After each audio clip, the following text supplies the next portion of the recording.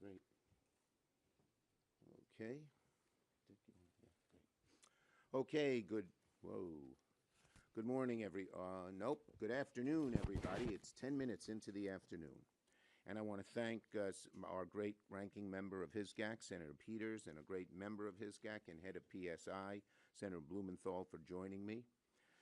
And this morning, I was really proud to join every single one of my Democratic colleagues on the Homeland Committee in invoking a century-old and little-known law known as the Rule of Five to compel the Department of Justice to release the full and complete Epstein files. Under federal law, when any 5 senators on the Homeland Security Committee call on the executive branch must comply.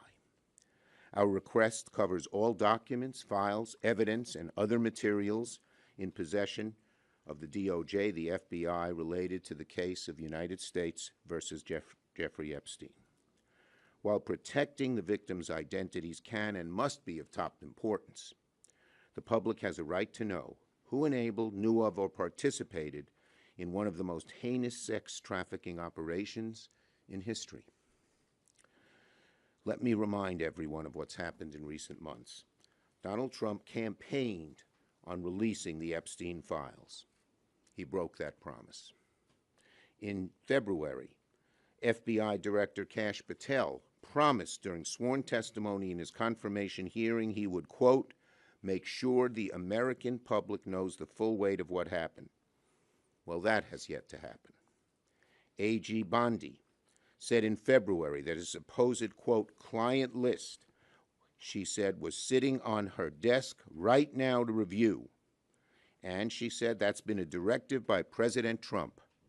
5 months later, we have 0 answers, only more questions. What have we gotten since? Stonewall, evasion, lies. Trump was asked earlier this month if he had ever been informed whether or not he was mentioned in the Epstein files, and now we know he lied. He said no, but in fact he was told by the Attorney General in May that he was mentioned. And when the House had an opportunity to take votes on the Epstein files, Speaker Johnson skedaddled out of town, launching the Epstein recess. This is not complicated. After promising full transparency for years, every single time Trump, his administration, Republican leaders have had a chance to be transparent about the Epstein files, they've chosen to hide. The evasions, the delays, the excuses, they are not just odd, they're alarming. It begs the question, if there's nothing to hide, why all the evasiveness? Trump should stop hiding from the truth. He should stop hiding from the American people. So today, Senate Democrats took action. We're invoking federal law and using our authority as a check on the executive to compel transparency. That's why today's letter matters. It's not a stunt. It's not symbolic. It's a formal exercise of congressional power under federal law. And we expect an answer from DOJ by August the 15th. That's what accountability looks like. This is what oversight looks like. And this is what keeping your promises to the American people look like. I urge my Republican colleagues in the Senate, if you believe in transparency, if you believe Congress has a role to play in checking the executive, join us. Join us in calling for more transparency on the Epstein files. Because once there's transparency, the truth emerges. Because once we get the truth, we can have accountability, we can move forward, not just on this, but on many issues affecting the American people, protecting health care, growing the middle class, defending democracy. But none of that is possible if the public loses faith that justice only applies to some, not all. Senator Peters has taken a great lead on this issue as ranking member of the Homeland Security Committee, and I'm proud to call on him to speak. Thank you, Chuck. Well, thank you, Chuck. You know, the American people want and deserve transparency from their elected officials. On the campaign trail, President Trump promised many times to deliver that transparency by making the records in the Jeffrey Epstein case public. And now he is going back on that promise.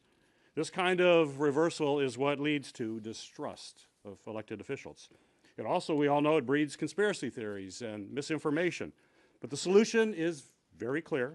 Americans deserve transparency from congressional Republicans and the Trump administration. Our Republican colleagues are failing to conduct independent oversight of the administration and call for this information to be made public.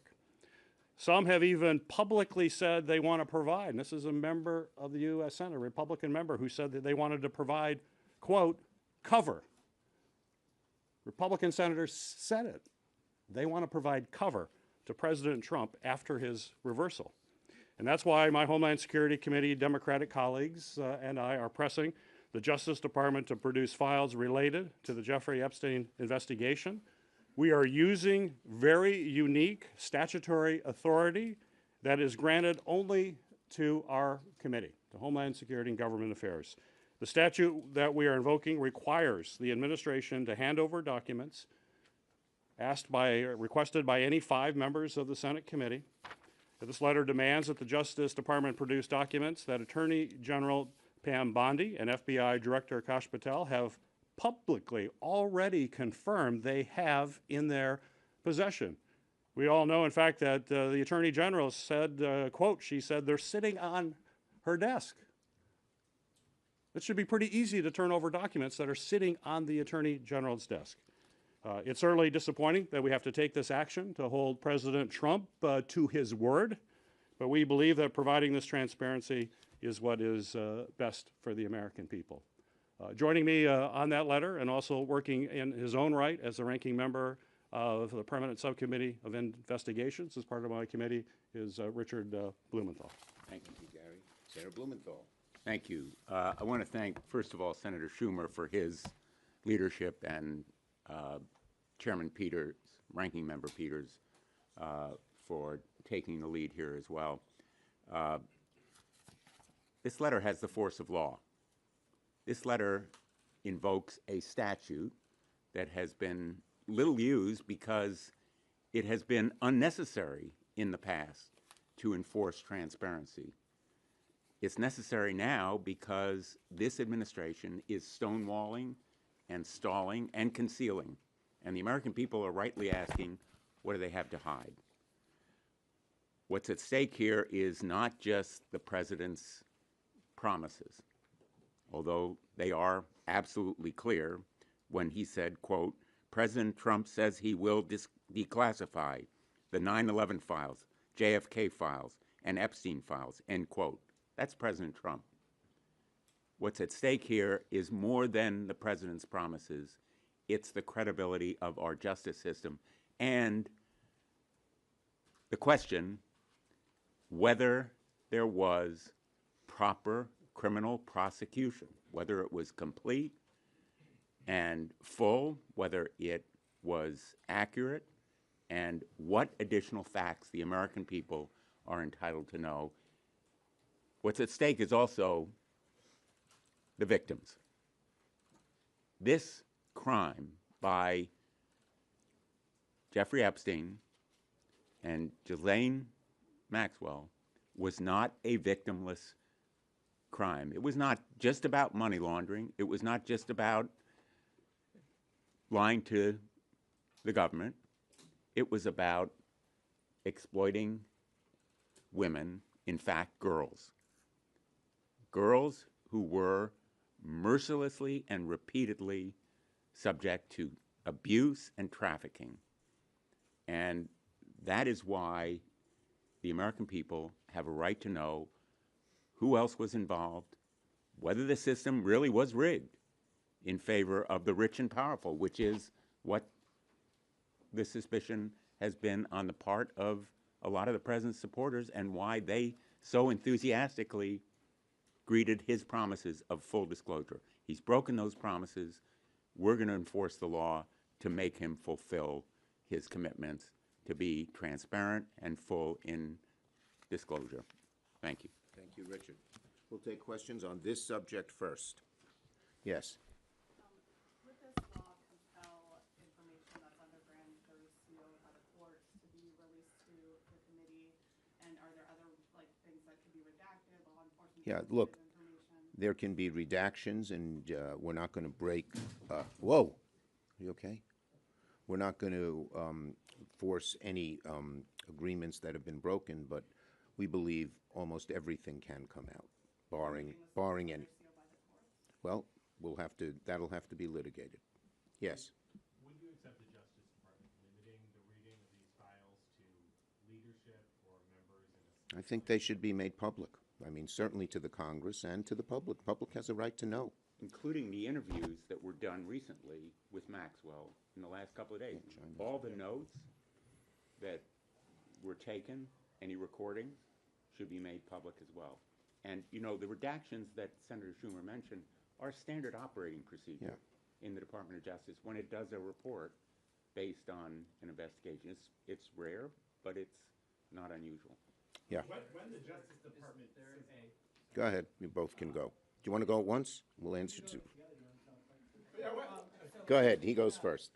If they don't respond to your request, is there any enforcement mechanism? Is there any way for you guys? Well, our hope is that our Republican colleagues will join us in this. This is a law. This has been made. It should be bipartisan, and we're still, Gary, we're still talking to Republican colleagues about trying to join us, and that may help get this public. But if not, there's recourse in the courts. This is the law. Yes. How can Democrats, as the minority, take this to the courts? There, How that would work? we have talked to some of our lawyers, and this can be challenged in the courts. Yes. After the horrific shooting in New York and a police officer was killed, do you think it's a bad look for Senator Booker to be objecting to police and law enforcement? Look, Senator Booker has strong beliefs on this issue. He's had them for a very long time. He believes in strong law enforcement. Yes. Some of your Democratic colleagues have talked about making an amendment to the minibus related to the Epstein files. Will you use that for the negotiations that are going on to try to push Republicans? Look, on the initial minibus, we are running a hotline right now. Okay? Yes. Emil Bovee was confirmed last night, even after a number of whistleblowers came forward, including some at the 11th hour. But what do you think this means going forward for future whistleblowers who are thinking about? I think I said it was one of the low points, not only in this Congress, but in the history of Congress, to put a man like this in such an important position as a circuit court judge. It's a disgrace. He doesn't belong there. And our Republican, he only had one qualification. He'd do whatever Trump wants. That's a horrible qualification for a judge. Yes. Thanks, Leader. What do you make of reporting that Republicans in the White House are lobbying against a stock trading ban in Congress here? We Senate Democrats are for a stock trading ban. Okay. Thank you, everybody. Do you want to go ahead, And Gary? we just passed it out of committee before this meeting here, and on a bipartisan basis. And do you have any comment on Senator Hawley and Scott kind of going back and forth arguing about it? It was a spirited committee hearing, but the end result was that we passed it out and it now moves to the full Senate. Thank you, everyone. Go ahead, Dick. Go ahead. And thanks to Senator Hawley for championing this cause. Yeah. Thanks, everybody. Thank you. I thank Senator Blumenthal and Senator Peters for championing this.